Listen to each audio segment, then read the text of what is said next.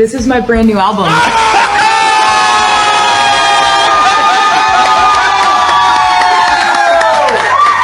We got TS12, baby.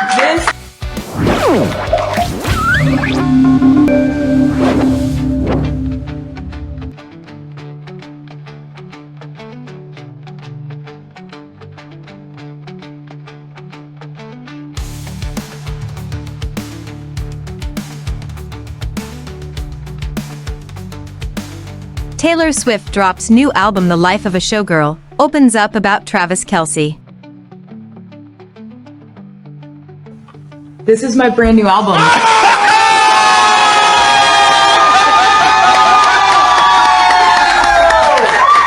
We got TS12, baby. This is my brand new album. It's called The Life of a Showgirl. Love it. It was something that I was working on while I was in Europe on the Eras tour. And so while you were on tour, I was working. I would be How on tour. on earth did she do this on the tour is still blowing my mind. I just love it. I just love it a lot. I love music. I would be playing shows. I'd do like 3 shows in a row. I'd have 3 days off. I'd fly to Sweden, go back to the tour, and actually like working on this. I was physically exhausted at this point in the tour, but I was so mentally stimulated and so excited to be creating. And this is... And literally living the life of a showgirl. I was. While she wrote it. That's why I called it that. Nailed it.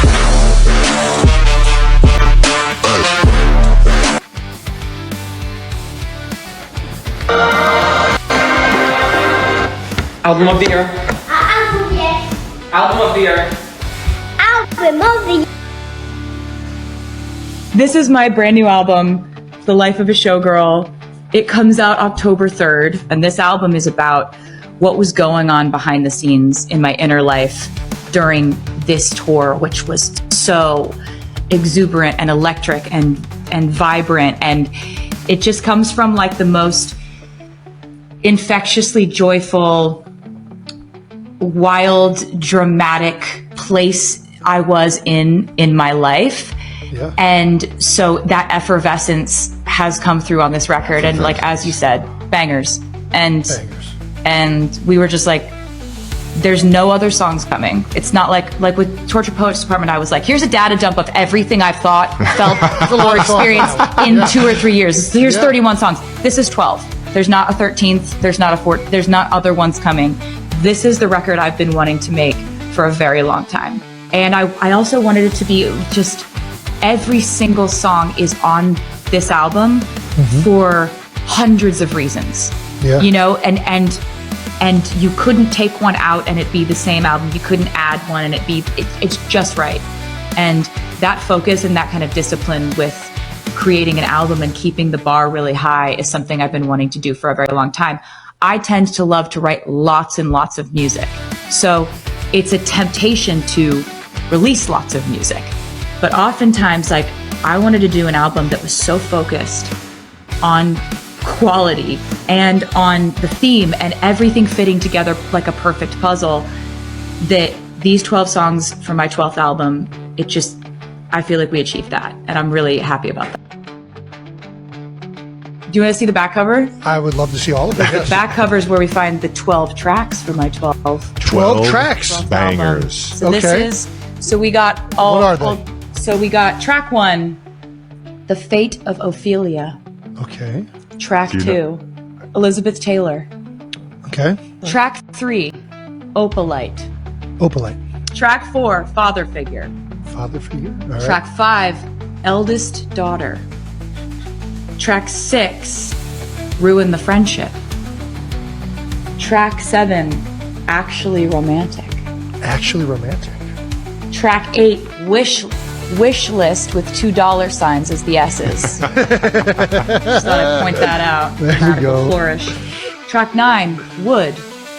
Track 10, Canceled, but it's in all caps with an exclamation point at the end. That's a banger. Track 11, Honey. And can you do drum roll? Last track, track 12, the title track, The Life of a Showgirl, featuring Sabrina Carpenter. Sabrina Carpenter!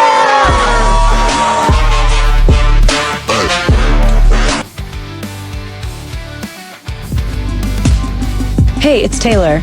I want to invite you to the official release party of A Showgirl. See the exclusive world premiere of the Fate of Ophelia music video, along with behind-the-scenes footage from the music video shoot, brand new lyric videos, and stories about each song from my new album, The Life of a Showgirl. Only in theaters October 3rd through 5th. Taylor Swift news, she's throwing a release party for her new album, and we're all invited. From October 3rd through October 5th, more than 500 AMC theaters will screen a close to 90-minute special film. It will premiere Swift's music video for her single, The Fate of Ophelia. Wow. Show behind-the-scenes footage and a cut-by-cut breakdown of her creative process. Wow. Tickets are $12. I like that price, plus some fees. Hope they're not too big. According to Deadline, $15 million worth of tickets sold in the first 24 hours, temporarily crashing the AMC app. Box office sales could reach up to $50 million. Let's unbox The Life of a Showgirl by Taylor Swift. This is the orange glitter vinyl, and this packaging for the vinyl is like nothing I've seen before, and the glitter on this vinyl is also utterly insane. Comment your favorite song in the tracks and grab it from our site. This is my brand new album, The Life of a Showgirl. The Life of a Showgirl? The Life of a... Wait, what's the cover? The Life of a Showgirl? The Life of a Showgirl? Oh, come on! Oh my gosh, wait, the website crashed. The website crashed. New album! When's it coming out? Wait, did you see the caption? Did you see the caption? How is Travis Kelce and his redwood tree and his magic wand supposed to go to practice tomorrow and be taken seriously? Like, how is this man supposed to walk into an opponent's stadium? He's already struggling this season. Like, how is he going to be expected to perform when there's going to be posters of trees and magic wands in all sorts of inappropriate places? Not to mention the memes that are going to come out of this. Like, Gen Z is way too creative for this. Oh man, I love it. Alright, I just finished listening to the new Taylor Swift album, The Life of a Showgirl. There is so much to talk about with this one, so let's just get right into it. But if you haven't listened to the album yet, save this video for later and come back after you do. The biggest thing that I was excited for coming into The Life of a Showgirl was the production, because Max Martin and Shellback are back, and they have created with Taylor some of her best music ever. Three of them together have created some of the best songs of Taylor's career. I'm talking Style, We Are Never Ever Getting Back Together, I Knew You Were Trouble, Blank Space. Honestly, the production on The Life of a Showgirl kind of disappointed me. If I had to describe it in one word, it's safe. There wasn't a song listening to the album that I instantly thought to myself, this is about to be an all-time classic song. The production doesn't really go into the dance, electro, synth pop world. It plays it way more into the pop rock sound, but not the rock that we got on State of Grace or the sounds of Red. And because the production doesn't instantly hit the way that I expected it to, it really brings Taylor's songwriting to the forefront. Taylor set a goal to capture the storytelling of Folklore and Evermore, but bring it into the pop world, and she does accomplish this on a bunch of these songs. The Fate of Ophelia is without a doubt a standout. It is the perfect choice for a lead single. You can visualize everything that Taylor is telling. Opalite was probably my favorite song after one listen. I really loved how dreamy and lover-esque this one was. Father Figure, a really interesting narrative arc for Taylor, playing this mob boss, godfather, mafia kind of character. Eldest Daughter, our track 5 for The Life of a Showgirl, is surprisingly a beautiful love story towards the end. But while you have your Fate of Ophelias, you also have your Actually Romantic. The song that will probably get the most conversation of any song on this album because it is very much responding to Charli XCX's Sympathy is a Knife. Wood. The fact that there is a Taylor Swift song called Wood that is about exactly what you think it's about, with every innuendo you could possibly imagine, is equal parts hysterical and bold, but also quite cringe. It borrows this Motown-esque Jackson 5 I Want You Back, but then the songwriting is as raunchy as it gets for Taylor Swift so far. It's an interesting juxtaposition. Some people are gonna love it, others are gonna hate it. The title track, which features Sabrina Carpenter, is the only feature on this album, and it actually borrows a lot more from Sabrina Carpenter's sonic palette than Taylor's as of recently. There are country elements woven in here, and Sabrina kinda takes it on this one. But at the end of all of this is a good album, but it's not a great Taylor Swift album. I think the expectations, at least in my eyes, were just so high to have these three back together that not having an instant classic hit song like Style, like I Knew You Were Trouble, just kind of leaves you wanting more. But make sure you sound off in the comments. I really want to know what you guys are thinking about this one because it's going to be hotly debated for weeks to come. Hope you guys enjoyed and follow for more music. Okay, you guys, it's time. We have a new family member joining us. Can everyone please welcome the life of a showgirl? Oh my god, hi. You okay? Oh my god, hello. Obsessed with you. Oh, hey, how's it going? Hi, whatever. Oh my god. Okay, wait, we love you already. Can you tell us, like, what your vibe is gonna be? Thank you. I've kind of been described as, like, 1989 and Reputation's new sister. Oh, really? And who said that? But please be nice, she's new. Okay, Miss Taylor's version. Don't listen to her. She's always a little feisty. Oh, what was that, lover? Reputation, you need to calm down. Why are we already fighting? Howdy, y'all. Hello. Yo. Who is that again? Oh my god, I remember her so well. You mean all too well. You guys, please, can we just turn our attention back to Showgirl? You said you're kind of like my sister. Yeah. So after Tortured Poets, I just kind of felt like... You just felt what? Can we please just not do this? I just kind of feel like no one gets me. Hey, I know how you feel. Oh yeah, me too. Okay, Miss Cruel Summer. Wait, you're right. Please, can we just let Showgirl talk? So after Tortured Poets, you felt like... Yeah, I just felt like we needed to shift back into like fun pop vibes. Right, because I'm not fun. Like... Well, yeah, exactly. Guys, please stop fighting.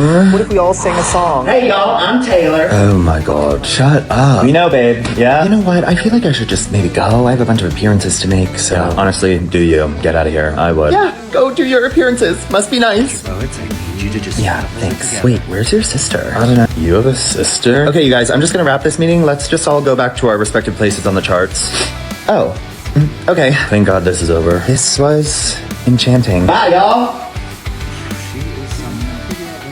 Okay. Alright, bye everyone. I'll miss you guys. That was exhausting.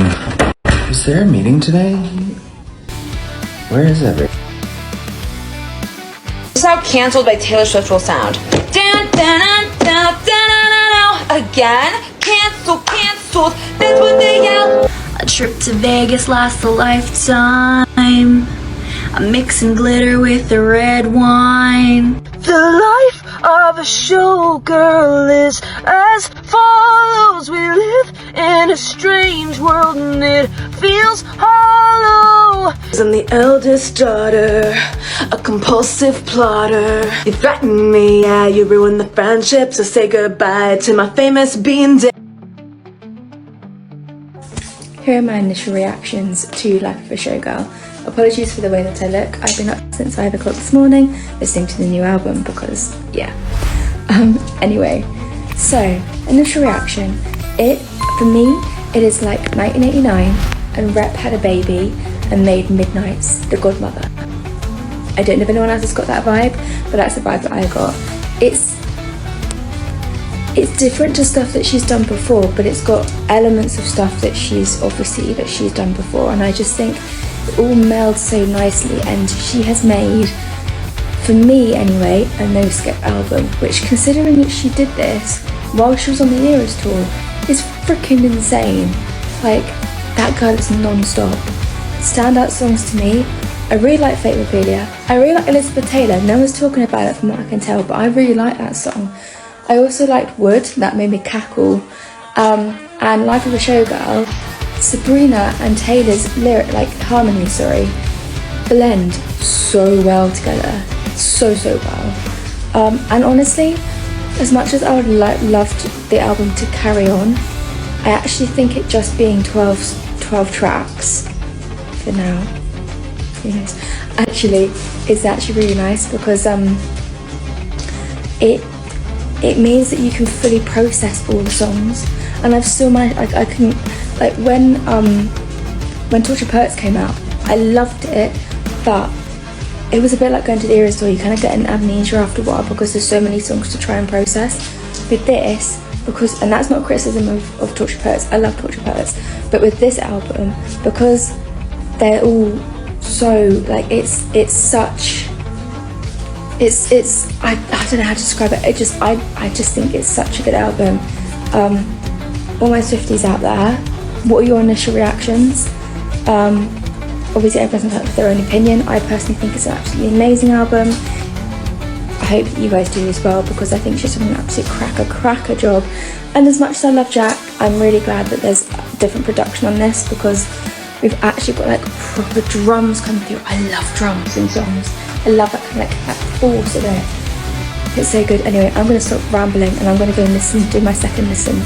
And keep an eye out for any potential surprise things, and try and stay awake now for for the interviews, and yeah, I can't wait to see it in the cinema. It's gonna be so much fun. Anyway, I need to go and wash my hair. I look like an absolute scarecrow. Right, okay. I'll see you later, guys. Prepare for me to be insufferable. Bye.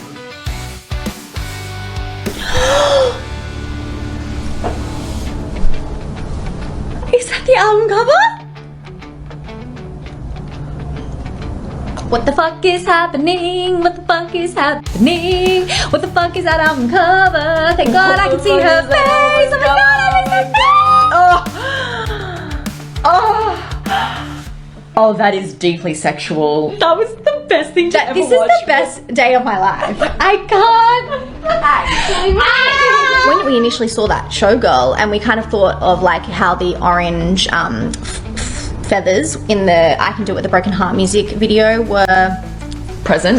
Yeah. We kind of thought, I immediately thought of that. I thought, oh my God, the orange was there as well. Feathers. The Showgirl, like, I wonder if it's going to be like, you know, that kind of energy, which obviously we do have some covers with that kind of energy on the CD versions, but the actual album cover I think is so perfect. The fact that she thought to do the bathtub, which is what she did every night after the Eras tour, really is indicative of what the contents is going to be and the meaning behind the album.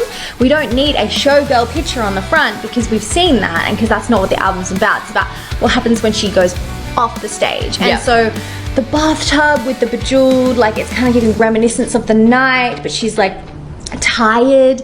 It's got like, it's got this beautiful sexiness to it, but it's also got this tiredness. Like, I was really looking at her face this morning, and I was like, it looks like her makeup is smudged. It kind of looks like she's not wearing her normal makeup. Her makeup on the album cover is actually insane. It's one of the first things that we noticed when we saw it. Like, it's so different to how we've ever seen her before, with the very bright pink lip, but then the really smoky eye. Like, how often have we really seen her with a smoky eye? Winged eyeliner. No, like, she's got such a classic makeup look that she always goes to, and I know that she always switches it up for her album covers, but this was just a way I've never seen her before. And she looks gorgeous. Oh my God.